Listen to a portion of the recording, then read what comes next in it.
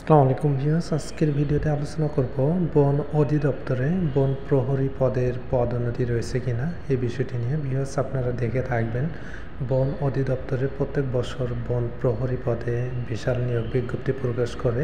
এরপরে আপনারা অনেকে জানতে চেয়েছেন যে এই পদের পদোন্নতির নীতিমালা সম্পর্কে। ভিউয়ার্স, আপনাদের রিকোয়েস্টে আজকের এই ভিডিওটি পদোন্নতির নীতিমালা।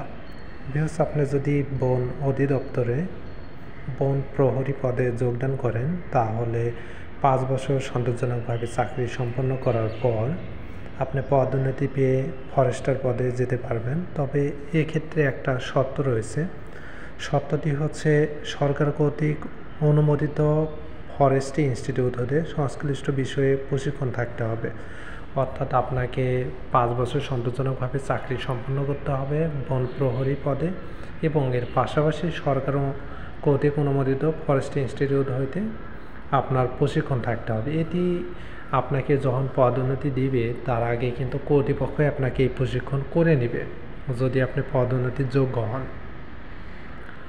ভিউয়ার্স, এরপর ফরেস্টার পদে 4 বছর সন্তোষজনকভাবে চাকরি সম্পন্ন করার মাধ্যমে আপনি ডেপুটি রেঞ্জার পদে যেতে পারবেন।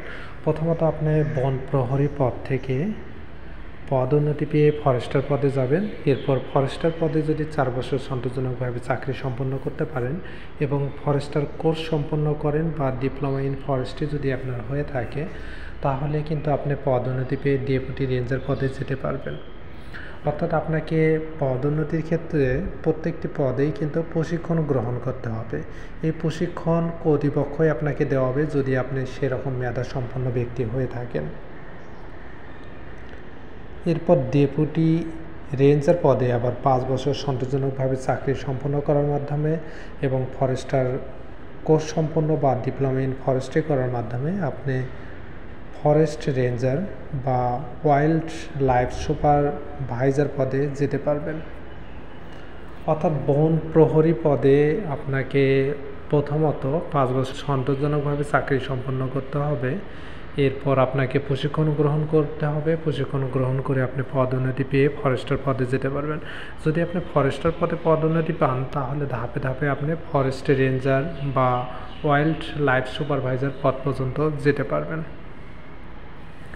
তো ভিউয়ার্স, এই ছিল আজকের মতো। আপনাদের আরও কিছু জানার থাকলে বা অন্য কোনো পদের পদোন্নতি নীতিমালা সম্পর্কে জানা থাকলে অবশ্যই কমেন্ট করবেন। সেই পদে ভিডিও দেওয়ার চেষ্টা করবেন ইনশাল্লাহ। ফার্স্ট টাইম আমার চ্যানেলে হয়ে থাকলে চ্যানেলটি সাবস্ক্রাইব করে পাশে থাকবেন।